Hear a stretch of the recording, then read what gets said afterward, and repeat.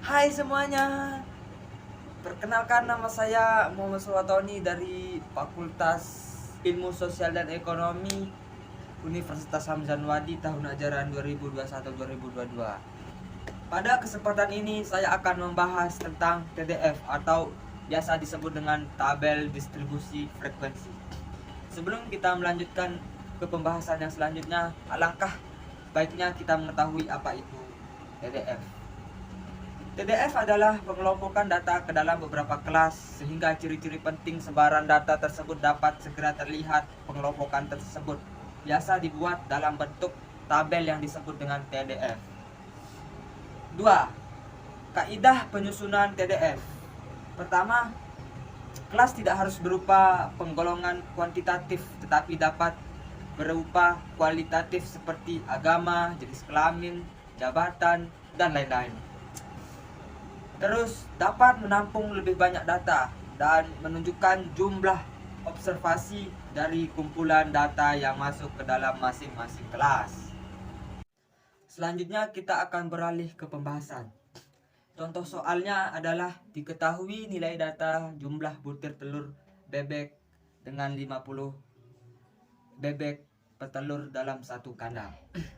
Datanya adalah sebagai berikut: 8, 5, 15, 5, 7, 8, 9, 7, 10, 8, 6, 10, 8, 6, 15, 20, 6, 5, 7, 9, 20, 8, 5, 15, 10, 8, 5, 9, 15, 20, 15, 10, 6, 7, 20, 11, 12, 14, 17, 24, 25, 21, 23, 19, 16, 21, 24, 22, dan 25. Atau seperti ini. Selanjutnya kita akan menghitung jarak pengamatan atau range. Rumusnya sebagai berikut: range sama dengan Xmax dikurangi Xmin. Xmax-nya sama dengan 25 dan Xmin-nya sama dengan 5. Hasilnya di 25 dikurangi 5 sama dengan 20. Oke, selanjutnya kita akan menentukan jumlah kelas atau K. K sama dengan 1 ditambah 3,322 dalam kurung log 50. Selanjutnya 1 ditambah 3,322 dalam kurung log 50 sama dengan 16,698. Selanjutnya kita akan menjumlahkan data tersebut. Hasilnya sama dengan 1 ditambah 5,643. Hasil akhirnya menjadi 6,643. Nah, di sini kita akan menggunakan metode pembulatan. Jika angkanya berada di atas 5, maka akan dibulatkan ke atas. Jika angkanya di bawah 5, maka dibulatkan ke bawah. Nah, dalam kasus ini jadi hasil akhirnya kan 6,643. Maka kita bulatkan ke atas menjadi 7. Oke, selanjutnya kita akan menghitung interval atau lebar kelas. Rumus interval sebagai berikut. Interval sama dengan range per jumlah kelas atau secara sederhananya R per K. Nah, diketahui di sini range-nya sama dengan 20. Terus jumlah kelasnya sama dengan 7. Maka 20 per 7 sama dengan 2,857. Nah, di sini kita juga menggunakan sistem membulatkan. Karena angkanya berada di atas 5, maka akan dibulatkan ke atas. Jadi hasil akhirnya sama dengan 3. Selanjutnya kita akan membahas tabel. Tabel seperti yang terlihat pada layar saat ini. Kelas ada frekuensi dan titik tengah. Pertama, kelasnya 5 sampai 7.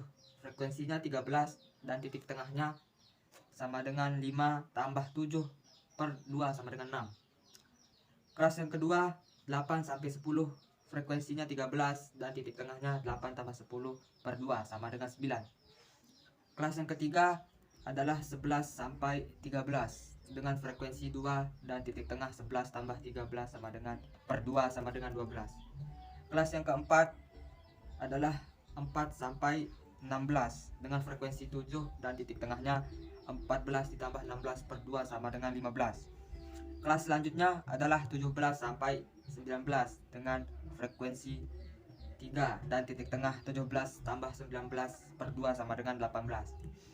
Selanjutnya, kelas yang selanjutnya adalah 20 sampai 22 dengan frekuensi 7 dengan titik tengah 20 ditambah 22 per 2 sama dengan 21. Kelas yang terakhir adalah 23 sampai 25 dengan frekuensinya 5 dan titik tengah 23 ditambah 25 per 2 sama dengan 24. Selanjutnya kita akan membahas tentang distribusi frekuensi relatif. Pertama, frekuensi adalah jumlah pengamatan yang termasuk dalam kelas atau kelompok. Kedua, menunjukkan frekuensi dalam bentuk persentase. 3. Kelas terbentuk harus mencakup seluruh pengamatan yang ada. 4. Masing-masing kelas bersifat mutually eksklusif, artinya tiap pengamatan hanya akan masuk dalam satu kelas saja. Selanjutnya kita akan membahas tentang tabel distribusi frekuensi relatif. Tabelnya seperti yang terlihat di layar. Di sana ada kelas, titik tengah, frekuensi relatif, dan frekuensi relatif dalam kurung persen.